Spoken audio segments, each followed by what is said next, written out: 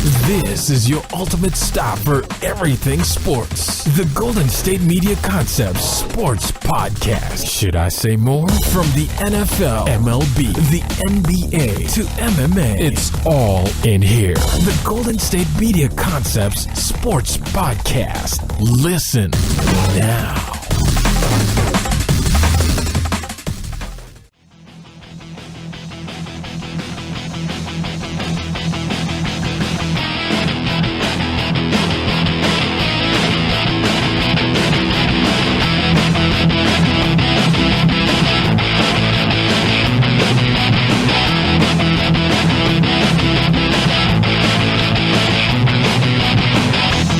All right, and welcome to the GSMC Sports Podcast.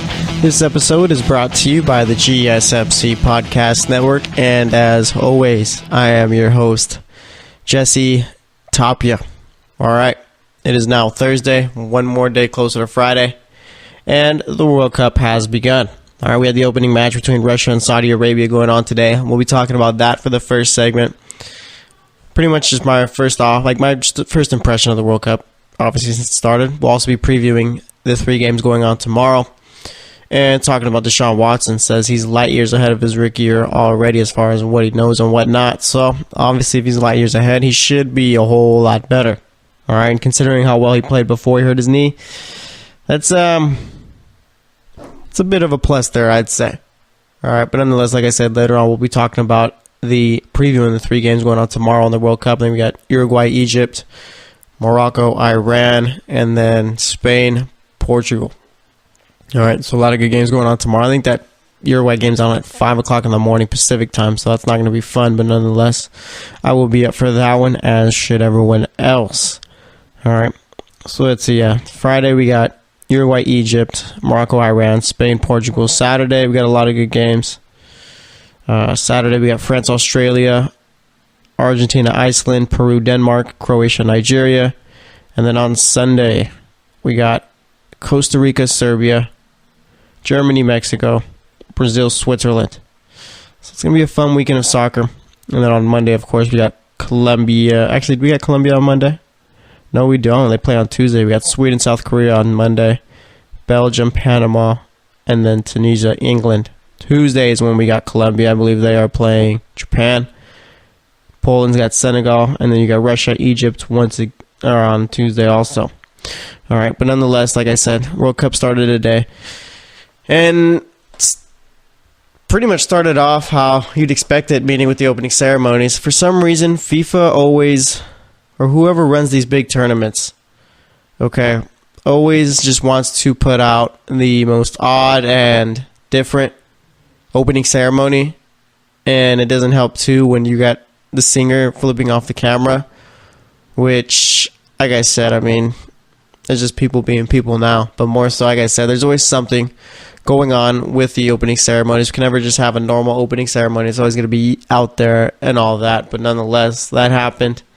And then, of course, we had the game, all right?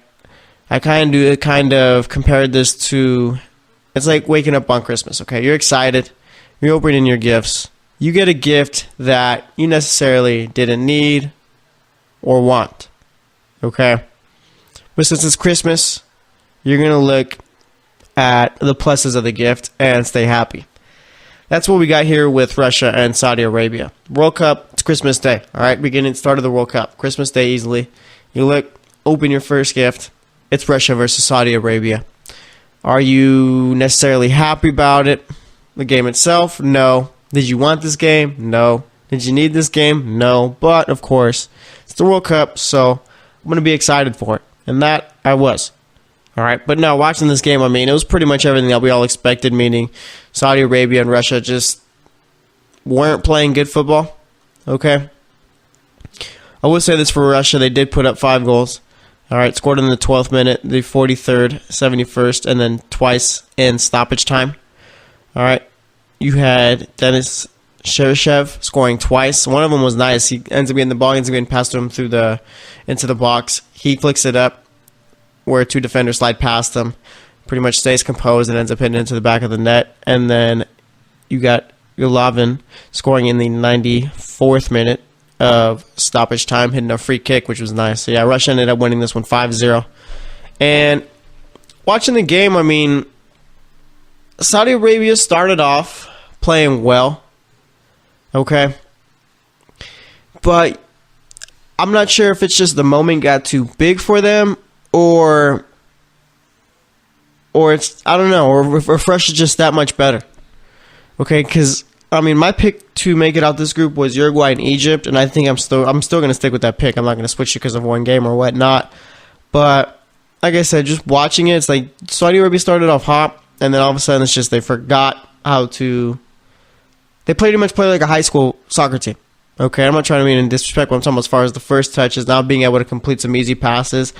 And it's just nothing was really going right for them. Then Russia pretty much was sitting back and counterattacking the entire time. I mean, it's ridiculous how many times Russia was on the counter.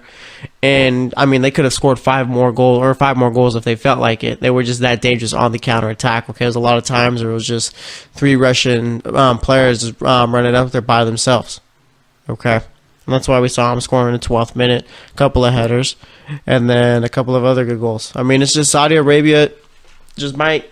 Saudi Arabia is probably just the worst team in the tournament, and we shouldn't just really expect much from them. Okay, I think they got Uruguay next. Let me see. Do they have Uruguay next? Let's check next Wednesday. So, yeah, Saudi Arabia's got Uruguay next. I mean, how do you expect Saudi Arabia to put up any fight there? If Russia puts up 5 on Saudi Arabia, and Russia didn't even really play that great, I'd say at least. All right, I think Russia, even though they did put up 5, could have played a little bit better, but nonetheless got the job done. All right, and maybe I'm being a little bit too harsh, but it's just maybe I'm thinking of more so early on in the first half rather than anything else, because this was a very sloppy game, but nonetheless, like I said, if Russia's putting up 5, what do you think Suarez and Cavani are going to do? Okay. Honestly. It's going to be tough. And who knows, maybe Saudi Arabia puts up a decent fight. It is the World Cup, so anything could happen. Maybe Saudi Arabia loses like 3-0 or something like that. All right? Anything less than 5 against Uruguay. Uruguay is a win, I'd say, for Saudi Arabia. And, I mean, this was a big game, too, here for Russia, considering the fact that, obviously, Uruguay are the favorites to make it out. And, like I said, I mean, as far as who's making it out of Group 2, I do think it's going to come down to a bit where it's close on points. Maybe you have to look to goal differential. And when you're already at +5, I mean, let's say that Russia loses next week to Egypt, like 2-1 or whatever, and Uruguay only beats Saudi Arabia 3-0, Russia's still up top. All right, of course, I mean, you do got to play Uruguay in the final match day, but nonetheless, it'd be good to at least know where you're at. Because if you draw with Uruguay after being at match day 2 on goal differential, then you're set to go through unless, of course, well, you will be set to go through even if Egypt were to beat Saudi Arabia. All right, but nonetheless, I think, I don't know. It is going to be close. Russia and Egypt's going to be a good match. All right, obviously Russia's going to be paying attention. Well, after their match or whatnot, we'll be paying attention to how much Uruguay scored against Saudi Arabia. And I'm curious, I mean, for Saudi Arabia, obviously they have no shot whatsoever at making out of the group. I mean, after the showing they put out today, it's just a matter of, you think they're going to be able to score a goal in this World Cup? I mean, you didn't get one against Russia. All right, you're going to be going against Jimenez and Godin, probably one of the best center back duos in all of international football. That's going to be tough there. Maybe you could get one against Egypt, possibly. But more so, I mean, it's going to be like Egypt's attacking the entire time. So when is Saudi Arabia going to have the opportunity to score? All right. Saudi Arabia did have a couple of chances. I mean, it's just, I think it was just a matter of nerves for Saudi Arabia today. I wasn't expecting them to win or whatnot, but you just figured that it did look like, yeah, it was nerves, because you saw them kind of in the second half. Obviously, they still, gave up, 3 goals in the second half, but you saw that Saudi Arabia had chances to early on in the second half to come back and score. Okay? And it's just, like I said, they couldn't go through missed headers, missed opportunities at the net. I remember one got crossed over into the box, and one of the Saudi Arabia players didn't get to it in time. I mean, it would have been an easy goal, but like I said, just didn't get to it in time as far as flicking it in. And a lot of bad shots, I guess, outside the 18, ones that weren't really on target. I mean, I'm not even sure if Saudi Arabia had any shots on target. It was like that. Okay, they did have plenty of shots, but I'm not really sure how many of them were heading for the net. Let's see if I can find the stat for the matchup today. But nonetheless, like I said, we got Russia up 3 points right now. We still got to wait till tomorrow. So looking at it, Saudi Arabia had 6 shots, 0 of them on target. They did have 59% possession. And like I said, I mean, Russia's perfectly fine with that. If Russia's tactics is to counterattack, then by the looks of it, they're going to play pretty well. Okay. They'll be fine. But nonetheless, looking at it, Russia had 13 shots, 7 on target. Like I said, Saudi Arabia had 6, 0 of them on target. Russia committed 22 fouls, only 1 yellow card. Saudi Arabia, 10 fouls, 1 yellow card. Let's see, Russia had 6 corner kicks, and keeper only had to make 2 saves. All right.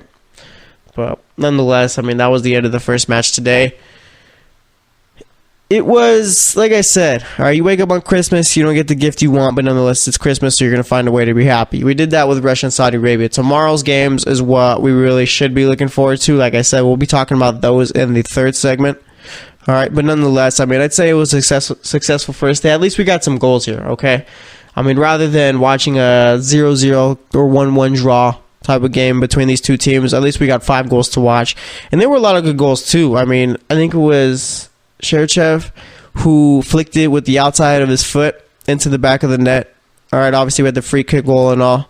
And like I said, I mean, Russia did look good. I'm not sure if it's just Saudi Arabia was that bad or Russia was that good, but I'll give it up to Russia. I mean, against Egypt, who knows? Maybe they could come up with a win, and maybe they could come up with a draw or even possibly a win against Uruguay. I mean, Russia, I will say I was very impressed with Russia. All right, I will give it up to them. I think earlier in the segment I said that they were okay. I was a little harsh on it. All right, for certain periods of the game, yeah, it was sloppy and whatnot, but Russia overall did execute, look like their game plan. So, I mean, good on the host there. It's funny, too, seeing Vladimir Putin, and I'm not sure what the president of Saudi Arabia, I'm not sure how they do it there, but nonetheless, they were sitting together. Kind of, you saw Putin kind of talking trash a bit, but nonetheless, like I said, I'd say it was a solid opening first day for the World Cup. I'll give it a B+. Okay, we did get goals, but like I said, they gave us Russia versus Saudi Arabia, not the best of first games, but nonetheless, we're going to wrap it up here. Next up, we're going to be talking about the Houston Texans, Deshaun Watson, saying that mentally he's light years ahead of his rookie season. Talk about what a better Deshaun Watson means for this Texans team and how they line up against teams in the AFC South and the AFC as it goes down. So stay tuned, and I'll be right back. Are you looking for the very best NFL and college football podcast? Then check out the GSMC Football Podcast. Get the latest football news both on and off the field. From the NFL Draft to trades to the rumor mill to the NFL Combines. They got you covered. That's GSMCpodcast.com/football-podcast. Get updates on college rivalries, game day insights, and much, much more. It's football talk the way you want it. This show eats, sleeps, and breathes football. Don't forget to like them on Facebook and follow them on Twitter. Visit GSMCpodcast.com for more info.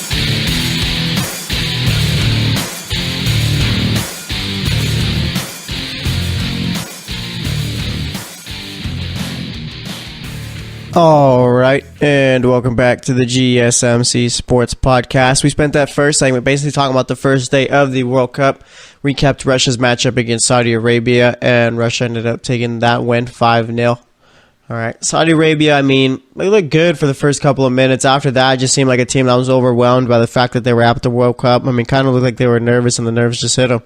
All right, Russia, I mean, looked cool, calm, and composed. All right, ended up scoring 5, like I said, did well on the counterattack. They were extremely dangerous on the counterattack for that matter. All right, I mean, it's always good as the host to end up taking a win. I think the thing has been, there's been 16 matches by the host, all right, and they haven't lost any of them. I think it's been 10 wins, 6 draws, I believe. So always good to be the host nation there, obviously. All right. But of course now we got Spain, Portugal tomorrow, Iran, Morocco, and then Uruguay, Egypt. We will be talking about those 3 games in the third segment, previewing them, giving my thoughts on them. And like I said, we'll be doing that going forward too. Like tomorrow's show, we'll be talking about the games over the weekend. All right, so we'll be doing that. It's going to be very World Cup heavy, I'd say, going forward. Okay, but of course, we'll talk about other things going on in the world of sports. Obviously, we'll give a little U.S. Open update in the 4th segment. And then for this one, like I said, we are going to be talking about Deshaun Watson. So let's get into that. All right. Deshaun Watson, obviously, last year was lighting up the league, playing well, taking the league by storm. Let's see, he played 7 games, started 6 of them, had a 3-3 quarterback record, completed 62% of his passes in those 6 games, or in the 7 games that he played, 62%. Let's see, 1 yard less than 1,700 yards, 19 touchdowns, 8 interceptions there. Okay, looking at his game logs, I mean, he did play a lot of good teams last year. Teams like the Patriots, he played the Seahawks too. And let's see how he did there. So let's see, against New England, he threw for 300 yards, 2 touchdowns, did throw for 2 picks. Against Tennessee, threw for 283 yards, 4 touchdowns, and a pick. Against Kansas City, a game that they lost, he threw for 261 yards, 5 touchdowns. Against Cleveland, he threw for 225 yards, 3 touchdowns, 1 interception. And then in his last game of the season, before he blew out his knee, which was probably one of his best, even though he did throw 3 picks, he threw for over 400 yards and 4 touchdowns. All right. Obviously, the guy can play ball. All right. And obviously, we saw that with Deshaun Watson out there, the Texans look like a very good football team. Okay. I'm not sure if they were on their way to making the playoffs or whatnot, but like I said, they were playing extremely well, competing with the top teams in the league, at least at the time. All right. And once he goes down, it just seems like all the air was let out of that franchise, out of that organization. You bring in Tom Savage to start the rest of the season, and I mean, they only won 1 more game after that. They ended up finishing 4-12. Deshaun Watson got him 3 wins. Okay. And, of course, now you got the Browns a really nice draft pick. Okay, going into this season, it's obviously you're looking at what Deshaun Watson are we getting here? Are we getting Ricky Deshaun Watson, or are we getting a guy who is elevating himself? And it seems like we might be getting a guy who's elevating himself. Listen to Deshaun Watson speak. He said that he's light years ahead of what he was last season as a rookie. Okay. He said, talking about last year, everything was going so fast, a lot of information at that time. But having a full season and off season with Coach OB, Bill O'Brien, obviously, and Coach Sean Ryan, being able to advance my game and take my game to another level, it's been great. Okay, and like I said, last year, the guy was already looking like a top 10 quarterback in the league. Was looking like a seasoned vet. Okay? And, I mean, obviously his knee injury might hinder him a bit to take off with the ball. All right, but I still think that Deshaun Watson could be a fine quarterback because he doesn't really just he's not like Cam Newton, okay? He doesn't have to run in order to be successful. All right. Deshaun Watson's a guy who could stay in the pocket and throw from there and still light you up. And as far as him being light years ahead or whatever, I mean, obviously everyone's going to say that if they're confident. But nonetheless, he's doing that. Then, I mean, the Texans could be a favorite to win that division. All right, and I'm very curious to see what those Texans and Jaguar games are going to be looking like this season. Okay? And let me see when they first play each other. And I think right now you got to say that Houston and Jacksonville are the favorites for that division. I really do like Tennessee, but it's just I got to see how Tennessee's defense looks like, what it looks like, okay? So let's see. They first play the Jaguars, I think. Let's see, where is it? I know they play in Week 17 for sure. So I think they play them around the Week 8, around weeks. Actually, it might be like Week 7. Let's see. The Patriots Week 1, Titans Week 2, Giants Week 3, Colts Week 4, Cowboys Week 5, Bills Week 6. All right, yeah. So they play the Jags Week 7 in Jacksonville. They play the Titans Week 2 in Tennessee. So that's going to be it's gonna be a fun one to watch there. Of course, they got the Patriots Week 1 in New England. They got a bit of a tough schedule. All right, you got the Patriots. Obviously, that's gonna be a tough team. The Titans should be good, especially considering the fact that's a rivalry game. It's a divisional game, so it's gonna be tough.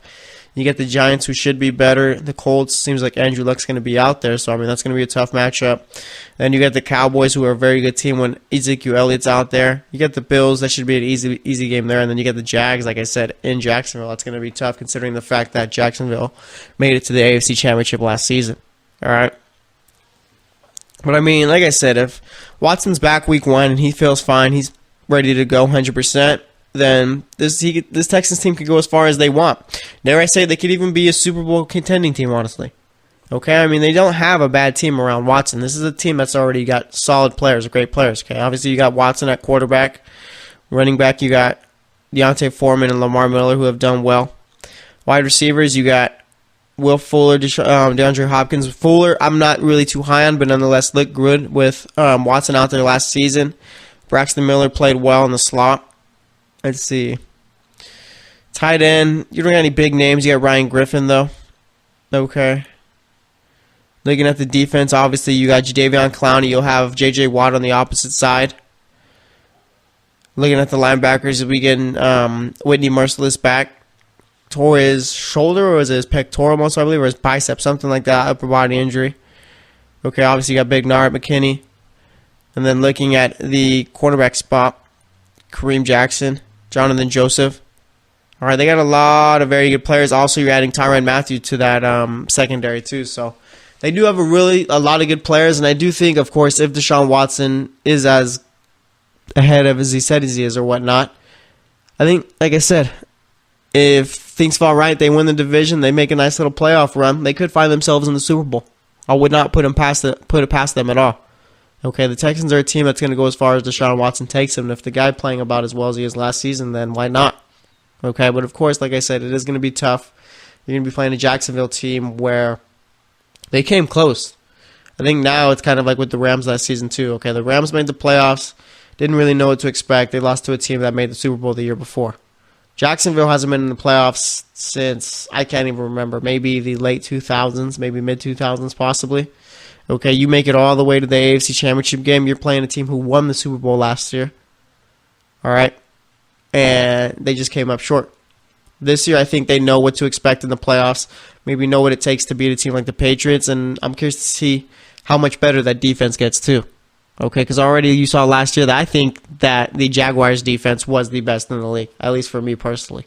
You could argue it was Philly's, but I'm going to go ahead and take Jacksonville's. Okay, I'm curious to see what Jalen Ramsey does this year, A.J. Bouye. All right, the rest of that secondary. And, of course, you got that defensive line where, I mean, you just added even more there. Plus, you got a Titans team in the AFC South that should be very good also. So, I mean, there's no givens here. I mean, it just could be where the Texans play well, but they end up missing on the playoffs just given the fact that they couldn't make a wild card and their division was just too good. All right, I wouldn't put it past them at all. I'd say that right now the AFC South is probably the toughest division in all of the AFC. Okay. But stacking up, I mean, we saw last year that they went toe-to-toe with the Patriots. We saw last year that they went toe-to-toe with the Seahawks, okay? And obviously this was a young team that hasn't really won much since Matt Schaub left, and even then with Matt Schaub didn't really win anything. I'm just mean they were a decent team in the regular season and whatnot. But, of course, you got a guy in Deshaun Watson who's won titles in college, and he's just one of those winners. He's just born a winner. Okay, knows what it takes. He kind of reminds me of Cam Newton, not in the way that they play, but they know how to make the big play. They know what it takes. Okay, there's just some guys where it doesn't matter how poorly they're playing, how great they're playing. Okay, you always know they're always going to have an opportunity to pull out the win at the end, and I think that's what we got here in Deshaun Watson. So we'll see exactly what ends up going down. I mean, I haven't really seen too much as far as his ACL rehab and all. He did suffer it midseason, so he did have a little bit of a jump start, I guess, as bad as that sounds. But of course, I mean, he says he's where, like as far as the recovery, he says he's where he wants to be. So I guess that's a plus there. I'm not entirely sure if he's going to be back by week 1, but nonetheless, he probably will be playing this season. All right. So you got the AFC South. A lot of quarterback questions. Andrew Luck going to be back week 1. How's he going to look? How's Deshaun Watson going to look? Is Marcus Mariota going to make a step up compared to last season? And then Blake Bortles. He looked good last season. Is he going to be able to continue that, or was that just a mirage? Who knows? All right, I think it's the first time I've used mirage in this podcast, too, since I've been doing this. So we'll see what goes down here. But nonetheless, AFC South looking like it's going to be a very good division. Maybe even best division in the AFC. As far as the entire NFL, I'd say that the probably the NFC South, actually, is probably the best division in football. But nonetheless, we'll see what ends up going down there. So we're going to wrap it up here. Next up, like I said, we got 3 games going on in the World Cup. We're going to be previewing each of them, so stay tuned. And I will be right back. Check out the show that's built on the MMA. From the UFC to extreme cage fighting, they got the fights covered. Check out the GSMC MMA podcast. Get the latest news on past or upcoming fights. Join us as we talk to and about some of the biggest names in the MMA, past, present, and future. When it's the fight game, there's just one show to check out. GSMCpodcast.com/MMA-podcast. Don't forget to like them on Facebook and follow them on Twitter. Visit GSMCpodcast.com for more info.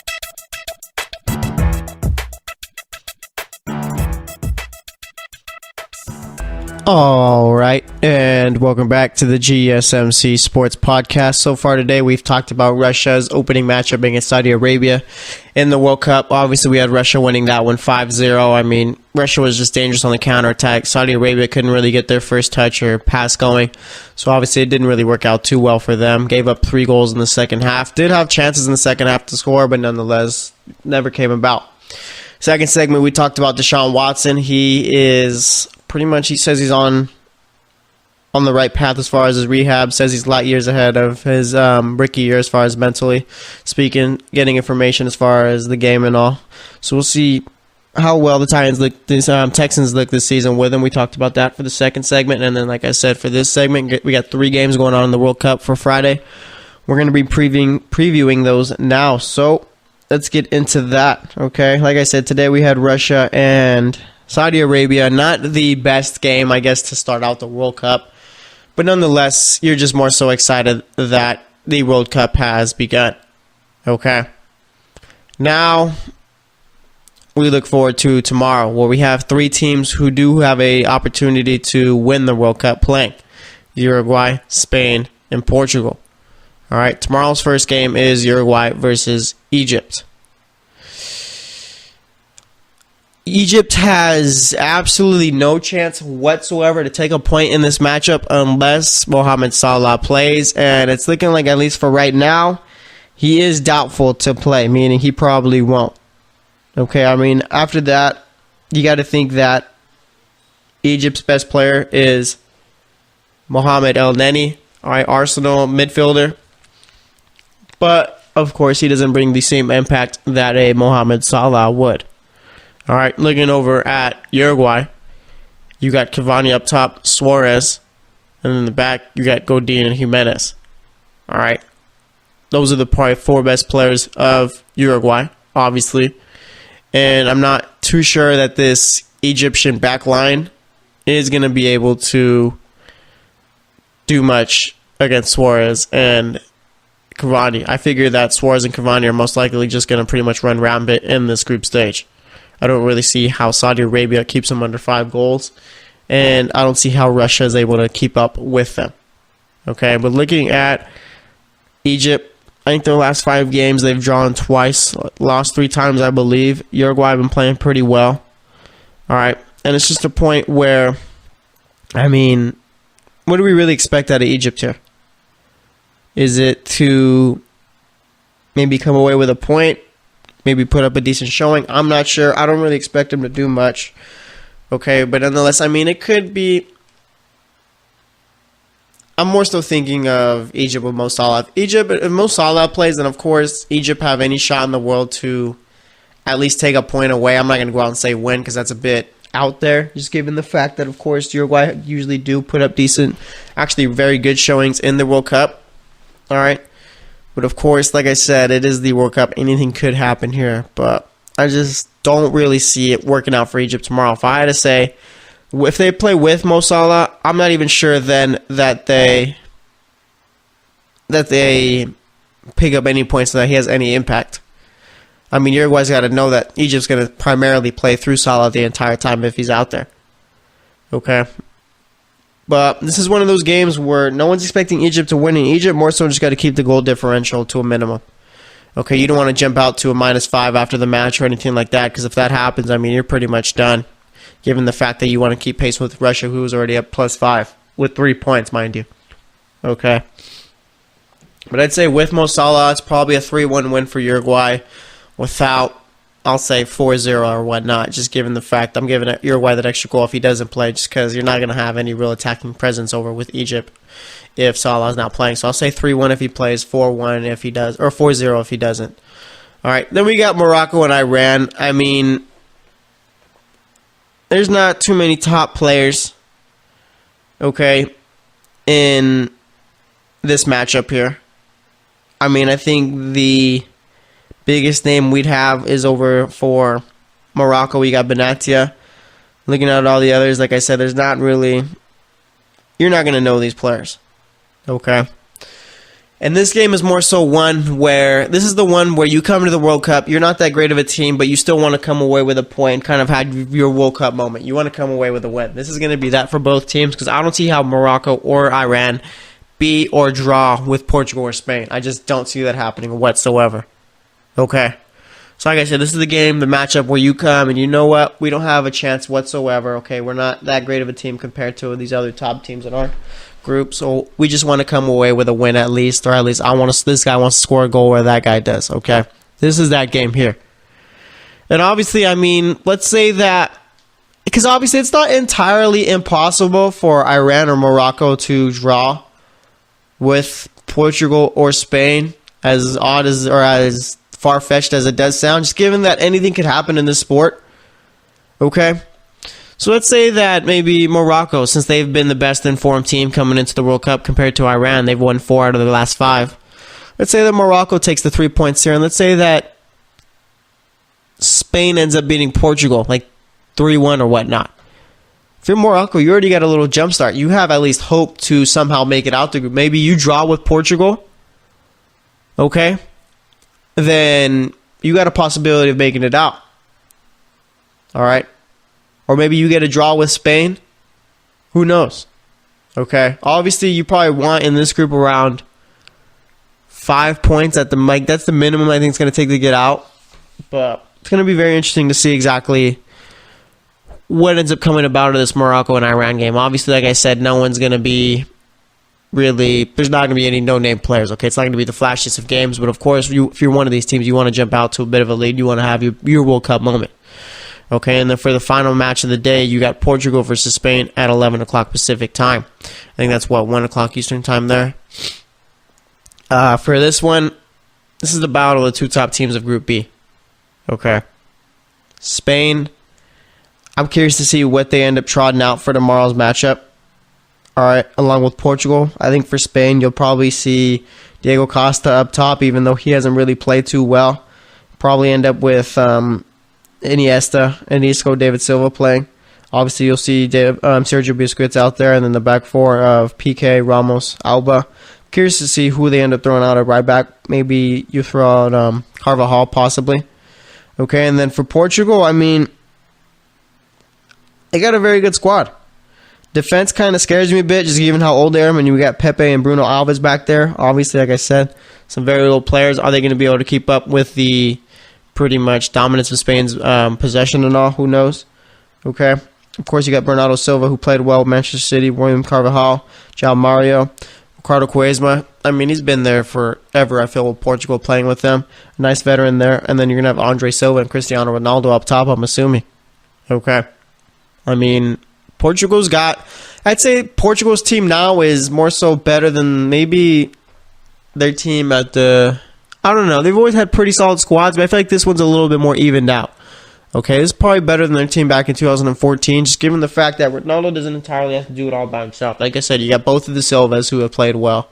Carvajal, okay, and I'd say the rest of the midfield is decent as far as their quality of play. So it's going to be very interesting to see. It's just all about how well Spain's midfield links up with Diogo Costa. All right, since he's made the switch over from Brazil, it just seems that he hasn't really gotten into the fold of things there, the flow of things, I should say. All right, hasn't really scored too much. So it's going to be very interesting to see exactly how Portugal's defense deals with that also. All right. I mean, these are two rivals right here. Okay. Portugal and Spain, countries right next to each other. And of course, you want to make it out this group because of course, obviously you want to become the winner of this group, all right? Because you want to play Uruguay, you probably play like Russia or Egypt for that matter. And Uruguay is going to be a tough team to get past in the round of 16. All right, it's not going to be an easy opponent for Spain, and it definitely won't be an easy opponent for Portugal. And I'd say that maybe between Uruguay and Portugal, that Portugal would be the favorite, but maybe I'd lean towards Uruguay. Okay, obviously with Spain and Uruguay, Spain are the favorite, but of course, like I said, Uruguay got great defenders and they got great attackers. All right, those are the two biggest things right there, along with obviously you need a midfield and whatnot. So I guess every position's pretty important, obviously. All right, but of course, I mean, it's going to be tough. Okay, living on the West, and living on the West Coast is great for all sports except for soccer. Okay, because if you want to watch the English Premier League, you got to get up at 7 o'clock, sometimes 4 o'clock, depending on who they have playing there. All right, and obviously for the World Cup here, we got Egypt and Uruguay at 5 o'clock.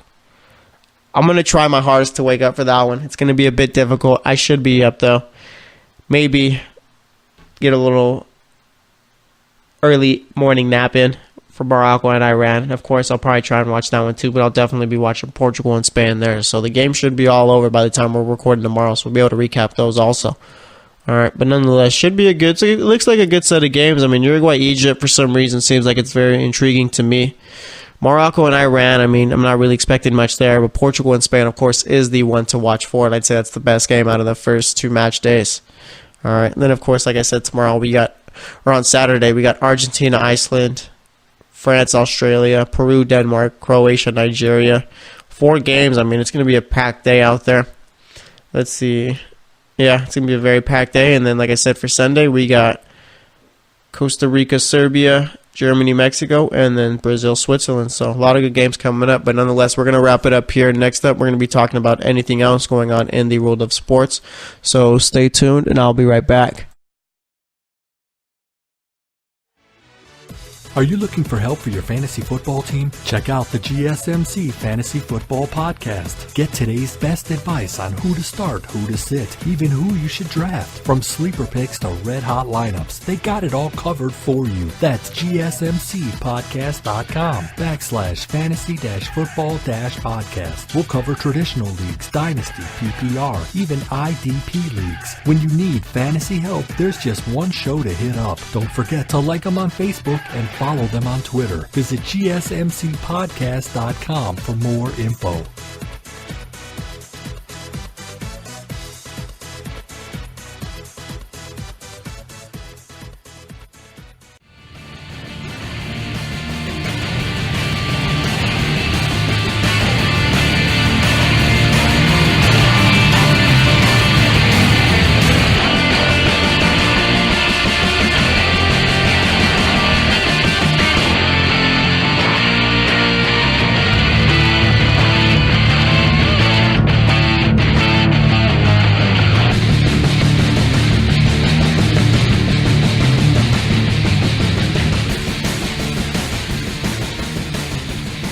All right, and welcome back to the GSMC Sports Podcast. So far today, we've talked Russia, Saudi Arabia. We previewed tomorrow's games in the World Cup: Spain, Portugal, Morocco, Iran, Uruguay, Egypt, and then we also talked about Deshaun Watson going into this season. Okay, and let's see. Now we're going to talk about some other things. All right, I think I might have a little fun with this segment. I'll look at all 32 World Cup teams and tell you a reason why they won't win it this season. I think I'm going to do that, but also let's get into some updates and see what else is going on in the world of sports before we even get into that. Obviously, we got the U.S. Open going on today. And poor Tiger Woods, okay, ends up triple bogeying his first hole. Obviously not the start you want to get out to. Okay, right now, as I'm recording this, he's gone through 10 holes. He's 3 over right now, so done well, I guess, to to limit the bleeding. I mean, the leader right now is currently at 2 under through 13 holes. All right, Russell Henley, you got Dustin Johnson also 2 under through 10. So, I mean, Tiger's not completely out of it or anything like that. If he breaks even after today, I'd say that's a plus given that so far, I mean, everyone seems to be about 1 under, 2 under, or 1 over. So that's pretty much the range there. So for Tiger, I mean, just don't panic. Okay, obviously he's 10 holes in right now, so he's got an opportunity to at least try and break even at least. So we'll see if he's able to do that. All right, but of course, I mean, with every major tournament, the story's going to be surrounding Tiger. Everyone's going to be following him, just given the fact that, I mean, it's Tiger Woods. Okay, so that's going on right now. Like I said, he's 3 over, finished with a triple bogey on his first hole. Then you got Antoine Griezmann, Atletico Madrid winger / striker. Decided to make his decision about where he's going to be ending up after the World Cup as far as his club team. LeBron James style. Decided to have a decision style, I guess, thing on TV. Spanish TV, I believe it was, or was it French TV? I can't remember exactly, but nonetheless, that makes his decision on TV and decides he will be staying at Atletico Madrid. Atletico Madrid are going to be a very good team next season. All right, you're going to have Griezmann staying. Obviously, that's a huge plus. Diego Costa's been playing well there, and they're going to be adding Thomas Lemar from France. I mean, Lemar has a great World Cup. That signing's going to leak even better too. So this is good for Atletico. Normally, you don't see too many players snubbing Barcelona to stay at Atletico Madrid, but of course, we're seeing it here. All right, and I figured that he was going to be ending up at Barcelona. It just seemed like that was written in the stars, but of course, nope. He will not be. He will be ending up at Atletico Madrid still. All right, so let's see. Anything else going on before we do all 32 teams and talk about why they're not going to win the World Cup? Let's see. Anything else going on right now? I think that's pretty much it. I mean, not much going on in the NBA, really. All right, so yeah, let's get on with it. Let's talk about all 32 teams, why they won't win the World Cup. So let's go. We'll go through each group, okay? And yeah, we'll go through each group. That's the way we'll do it. So we'll start off with Russia. Why won't they win the World Cup? Because you're probably gonna have to play Spain in the round of 16 if you make it out the group. All right, and even if you don't, you probably have to play Portugal. So round of 16 matchup going to be extremely difficult even then. So I don't think they have the firepower to get through the other tough teams in the World Cup, such as maybe they meet a France in the quarters or Argentina in the semis. It'd be tough. Russia just doesn't have the firepower.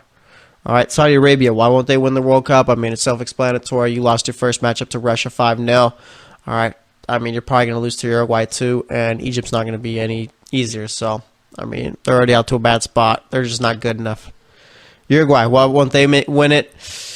Let's say midfield lets them down. Okay, I'd say that. Right now, obviously, their strikers are playing. They got very good strikers, got a very good defense. But the midfield, I'd say maybe you meet up with a team like Spain, who, let's say Portugal ends up winning the group. Uruguay's got to face Spain in the round of 16. Spain's just going to dominate that game, and you're not going to have too many chances for Suarez or Cavani to, have an opportunity to score. So that's why right there. Egypt, I mean, Mo Salah can only take you so far, and not enough firepower there. Okay. Moving on to Group B, Spain. Why won't they win the World Cup? Team turmoil and lack of a consistently productive striker. Team turmoil meaning you're firing your manager 2 days before the World Cup, which normally is a bad move. And I'd say, I can't remember the last team who's done this before, and I'd say that it hasn't really worked out well for them too. And like I said, all right, as far as the consistently producing striker, Diego Costa, obviously we know with Atletico Madrid, plays well and is able to score goals. Okay, Diego Costa with Spain seemingly just isn't a good fit. Okay, then you get guys like Rodrigo Aspas, where they're not necessarily the best out-and-out strikers in the world or anything like that. Those are more so guys who can play on the wing and whatnot. Plus, you left Alvaro Morata at home. So, I mean, Spain, their lack of a striker could hurt them. Okay, especially in those games where maybe you got to play a team like Argentina who got the firepower of a Messi, Aguero, Higuain, Dybala, Di Maria, who are going to put up goals on you. Okay, so that's it for Spain. Portugal, I'd say lack of team production. Obviously, we know Neymar's most likely going to play well this tournament, as he has before, but it's just Portugal's biggest problem, obviously, besides the Euros, has been that the players around Ronaldo more so do not step up and don't elevate themselves to his level in order to, not just to his level, but to more so help him. Okay? I feel like that's been Portugal's biggest downfall as of late. I mean, of course, that wasn't really the case in the Euros. They won the final without him.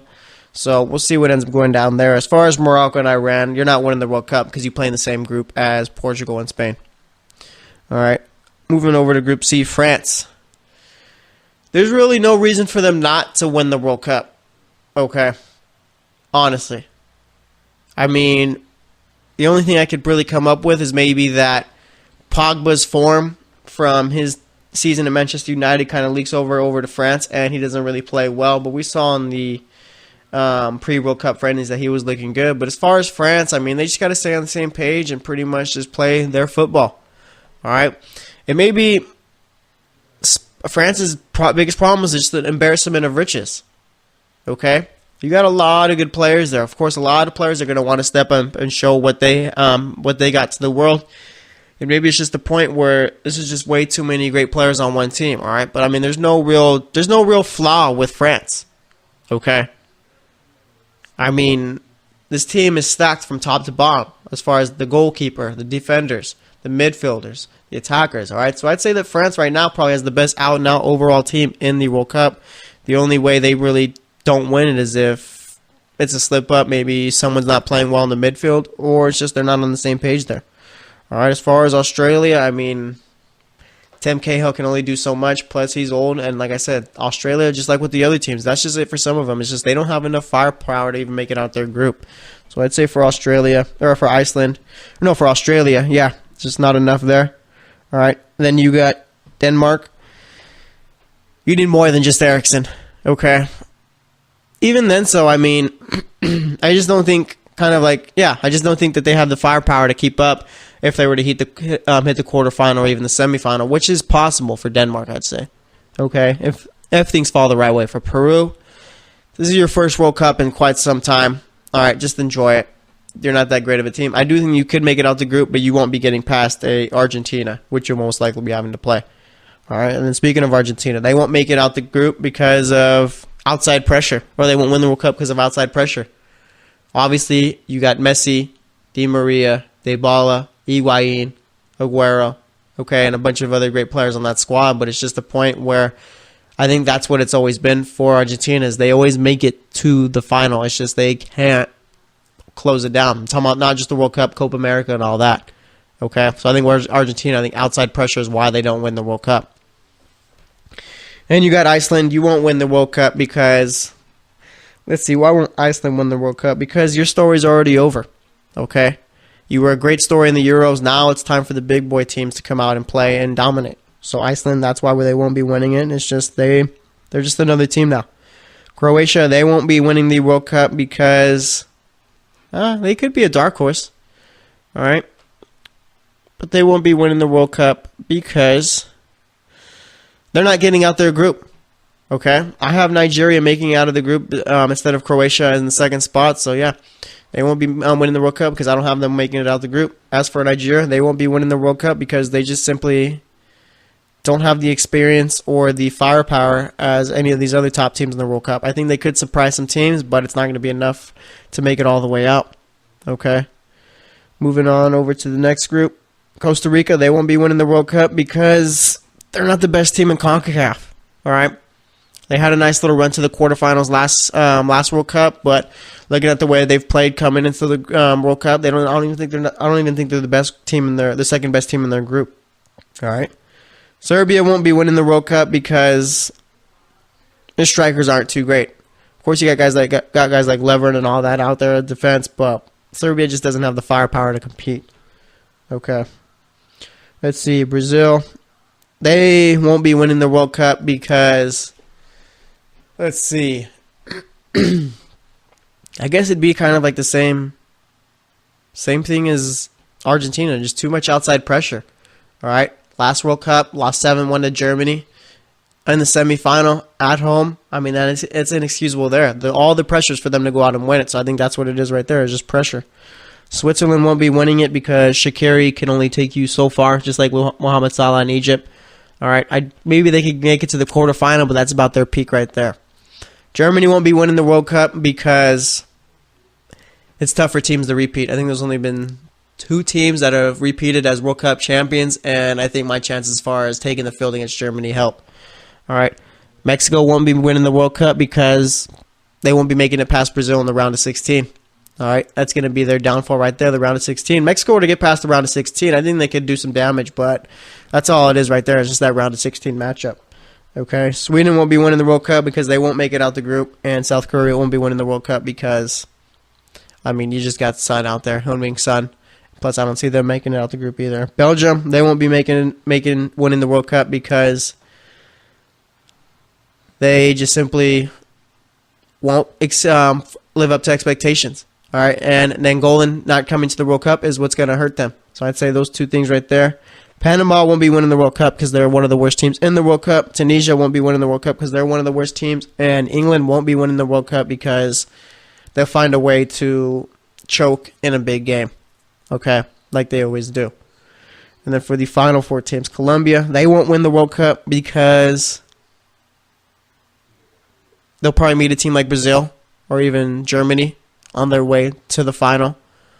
And like in the semifinal or quarterfinal, end up losing there. Japan won't make it out because I don't have them making it out the group. Poland won't be making it out. They'll probably lose some heartbreaker to a team like Germany. All right, and then Senegal, they won't be making it out or won't be winning the World Cup because... Let's see, why won't Senegal win the World Cup? Because they're not even the best team from their country, from their continent.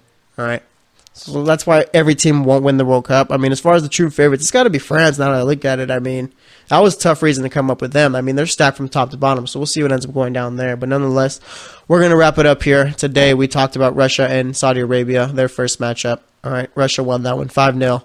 Talked about Deshaun Watson in the second segment. Third segment, we previewed tomorrow's World Cup games, Spain versus Portugal, Morocco, Iran, Uruguay versus Egypt. And then for this segment, gave an update on the U.S. Open. All right, and also talked about where Antoine Griezmann is going to be playing soccer at next season. That's going to be Atletico Madrid. He decided to stay there. And then we finished off talking about why each of the 32 teams won't be winning the World Cup. So thanks for listening to the GSMC Sports Podcast. As always, I am your host, Jesse Tapia. I will be back tomorrow, so stay tuned, and I will talk to you later. You've been listening to the Golden State Media Concepts Sports Podcast, part of the Golden State Media Concepts Podcast Network. You can find this show and others like it at www.gsmcpodcast.com. Download our podcast on iTunes, Stitcher, SoundCloud, and Google Play. Just type in GSMC to find all the shows from the Golden State Media Concepts Podcast Network, from movies to music, from sports to entertainment, and even weird news. You can also follow us on Twitter and on Facebook. Thank you, and we hope you have enjoyed today's program.